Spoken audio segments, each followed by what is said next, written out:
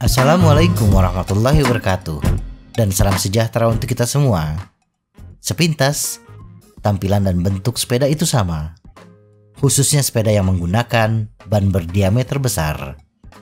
Tetapi bila kita perhatikan secara detail, ada berbagai standar dan variasi komponen sepeda yang berbeda yang diproduksi oleh pabrikan sepeda.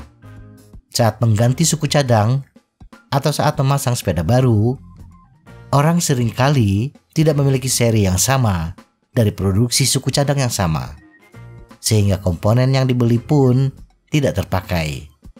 Kali ini kita akan membahas perbedaan dan keterkaitannya dengan komponen lain dari komponen frame set, yaitu heat tube, fasilitas fork, drop out depan belakang, bottom bracket cell atau rumah bottom bracket, seat tube, dan chainstay.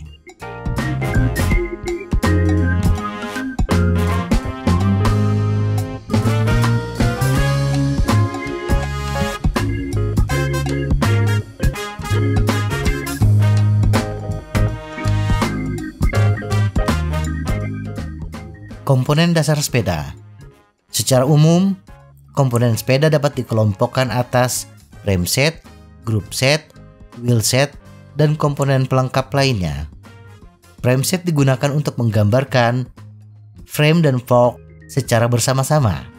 Jika merakit sepeda sendiri, dalam banyak kasus kita akan membeli frame set dari pabrikan yang terdiri dari frame dan fork, khususnya untuk sepeda jalan raya atau road bike. Tetapi untuk sepeda gunung atau MTB, biasanya antara frame dan fork dijual terpisah. Sedangkan group set adalah semua komponen yang mencakup semua bagian mekanis yang dibutuhkan sepeda untuk bergerak, untuk membawa kita dari titik A ke titik B.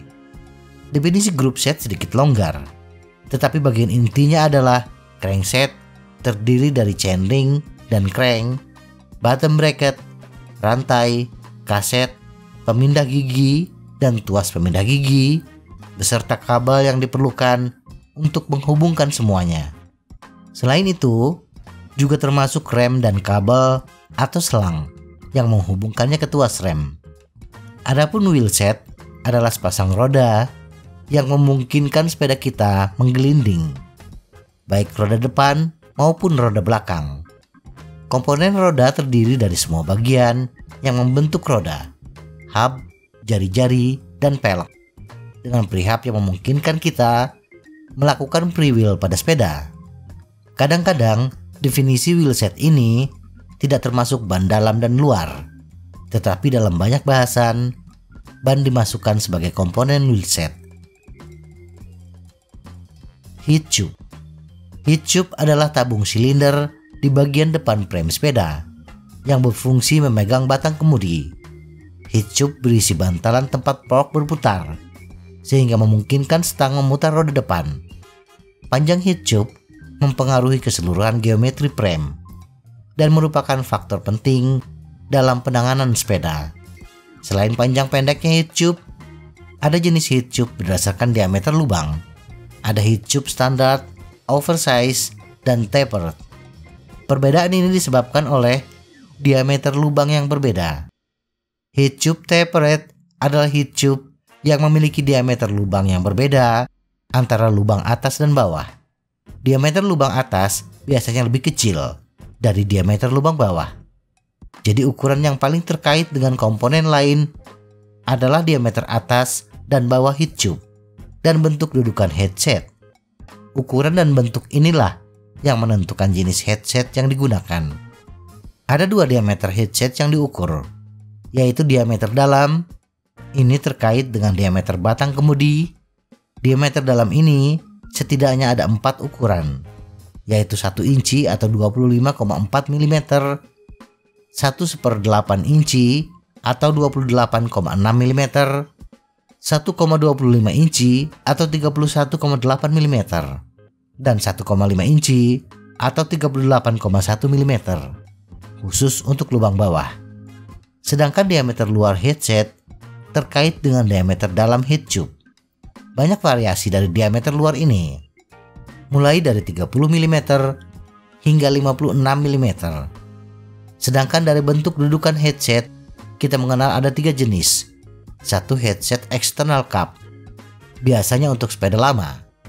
2. Gyrostack, atau dikenal juga sebagai headset internal. Ketika headset ini dipasang, tidak terlihat menonjol dari luar, atau bisa dikatakan diameter penutup headset sama dengan diameter luar head tube. 3. Integrated.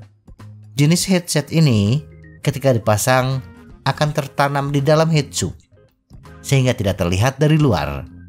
Gyrostack, walaupun disebut juga internal headset, tetapi bagian headset masih terlihat dari luar. Bentuk dan diameter head tube tidak bisa diubah. Jadi, headset yang kita beli harus menyesuaikan ukuran dan bentuk head tube. Langkah pertama, pastikan kita mengetahui diameter dalam dari lubang head tube atas dan bawah. Kemudian, periksa jenis dudukan headset frame sepeda kita.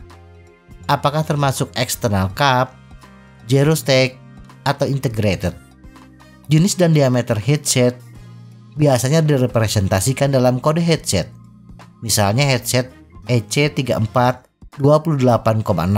Ini artinya headset jenis external cup dengan diameter luar 34 mm dan diameter dalam 28,6 mm. Atau headset ZS4440. Ini artinya jenis headset gyrostack dengan diameter luar 44 mm dan diameter dalam 40 mm. Diameter luar headset terkait dengan diameter dalam head tube, sedangkan diameter dalam headset terkait dengan diameter batang kemudi. Fork. Kali ini kita tidak membahas jenis fork sepeda seperti suspensi atau rigid, tetapi kita akan membahas dudukan rem dan drop out atau tempat gandar hub terpasang. Ada fork yang hanya menyediakan dudukan untuk rem pelek, ada yang hanya untuk rem cakram, tetapi ada juga yang menyediakan kedua-duanya. Bisa untuk rem pelek, bisa juga untuk rem cakram. Kemudian drop out fork atau drop out depan, di mana tempat gandar hub terpasang. Ada 2 hal yang harus kita perhatikan. 1. Bentuk drop out. Ada yang untuk QR atau quick release. Bentuk drop out-nya berbentuk huruf U atau lingkaran terbuka. Ada juga yang untuk TA atau true axle, di mana drop out berbentuk lingkaran penuh, sehingga lebih aman, roda tidak mudah terlepas, walaupun baut penahan gandar longgar. Berbeda dengan QR, memasang QR yang agak longgar membuat roda berpotensi terlepas, khususnya ketika melakukan lompatan. 2. Lebar drop out. Sepeda jalan raya atau road bike memiliki lebar drop out depan yaitu 100 mm. Sedangkan untuk MTB, lebar drop out depan atau fork 110 mm. Perbedaan lebar drop out ini berpengaruh pada seberapa lebar ban yang bisa kita terapkan. Bottom bracket cell atau rumah bottom bracket. Pada video ini, kita tidak berbicara tentang bottom bracket, tetapi yang kita bicarakan adalah tempat bottom bracket di frame sepeda. Setidaknya ada 2 hal yang perlu kita perhatikan terkait rumah bottom bracket ini, yaitu ukuran dan bentuk. Agar kita tidak salah membeli bottom bracket ketika mengganti bottom bracket lama. Ukuran yang harus kita perhatikan adalah diameter dalam rumah bottom bracket dan panjang rumah bottom bracket. Dahulu, banyak sekali variasi dari diameter rumah bottom bracket. Kita mengenal standar BSA, Italian, dan lain-lain. Panjangnya pun berbeda-beda. Nah, agar tidak salah, ukur diameter dalam dan panjang dari rumah bottom bracket di frame sepeda kita. Data diameter dan panjang bottom bracket biasanya terdapat di badan bottom bracket yang kita pilih. Selain ukuran, bentuk rumah bottom bracket juga mempengaruhi bottom bracket yang dipakai. Ada 2 bentuk rumah bottom bracket secara umum, yaitu berulir dan tekan. Jadi pastikan bottom bracket yang kita beli sesuai dengan bentuk rumah bottom bracket di frame kita. Seat tube. Hal yang paling penting kita perhatikan terkait dengan komponen lain, yaitu seat post, adalah diameter dalam seat tube dan bentuk lubang seat tube.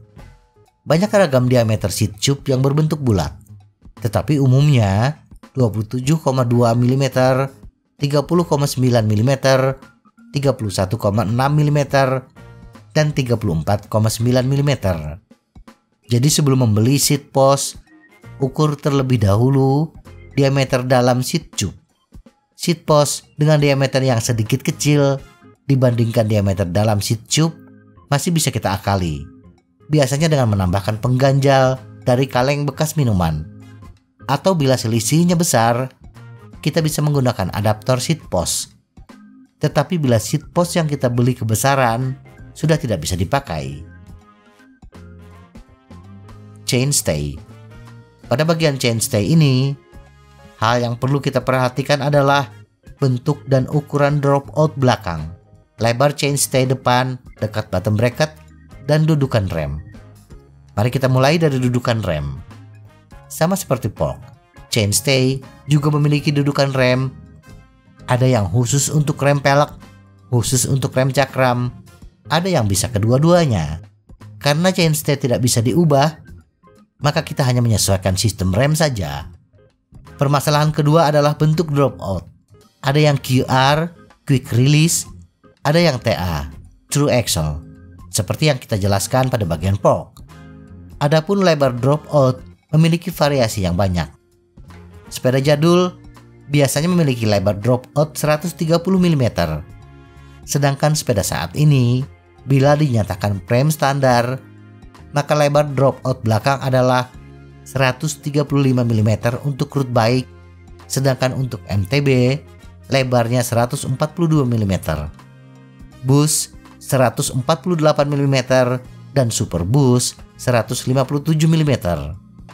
Kita tidak bisa menggunakan hub jenis bus 148 mm pada frame dengan drop out standar 142 mm.